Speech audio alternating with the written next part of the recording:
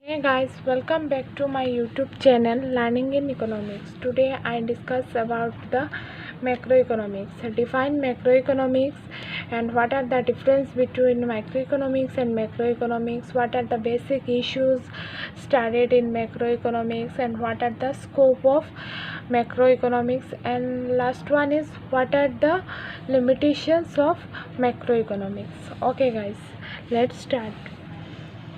Define microeconomics. In simple word, micro means small. Okay.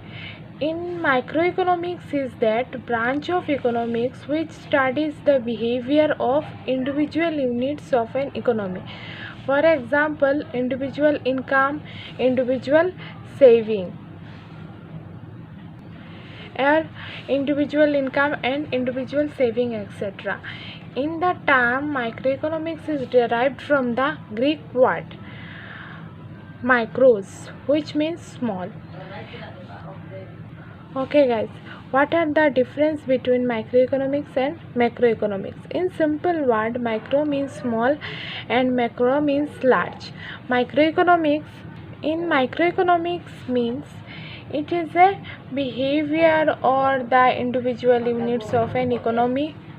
For example, individual income and individual saving. In macroeconomics, it aims to determine the aggregate output and employment level. The basic difference between the microeconomics and macroeconomics is it is related to individual income, and macroeconomics is related to the national income and employment theory. It determines the price of a or factor of a production, or in the macroeconomics, in the other hand, determine aggregate output and employment level.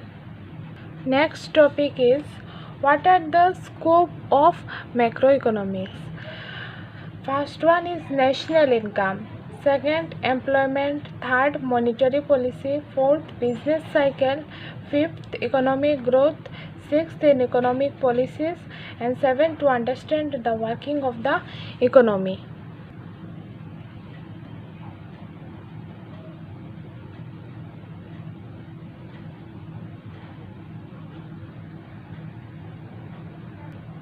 National income means the microeconomics deals with the income of the individual, but in the macroeconomics deals with the national income.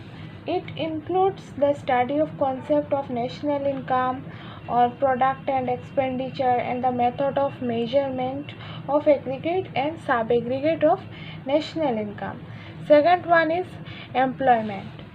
In microeconomics, employment of an individual, workers or unit of some other factors. In microeconomics, employment determines only an individual worker, but in the macroeconomics is concerned with the determination of the level of employment in the whole system.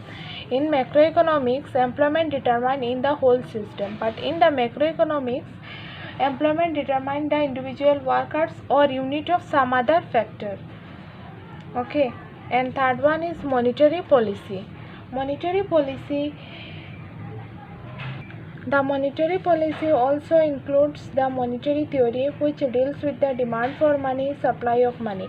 In the monetary policy include the Central Bank of India or RBI. There are the different measurement of the monetary policy like quantitative method, qualitative method. In the quantitative method, there are the some methods arise like bank rate policy, open market operation, CRR, SLR. There are the some measurement of the central bank. Fourth one is business cycle. Fifth one is economic growth. Economic growth means sustained rise in per capita production of goods and services in an economy. Means per capita income of the rises or the sum in other factors. The process depends upon a complex of economic, sociological and institutional and technical factors. In economic growth means per capita income rises. Sixth, in economic policies. And then the last one is to understand the working of the economy. What are the basic issues studied in macroeconomics. First one is measurement of national income, second one is level of employment, third is balance of payment and exchange rate, and fourth is monetary policy. And first one is measurement of national income, means national income calculate. For example, there are the different method of measurement of national income: GDP-MP, GNP-MP, net national product, and factor cost. There are the some formula arise in the national income.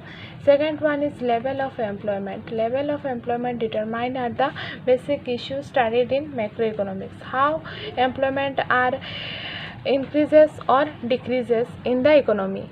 Third one is balance of payment and exchange rate, and fourth is monetary policy.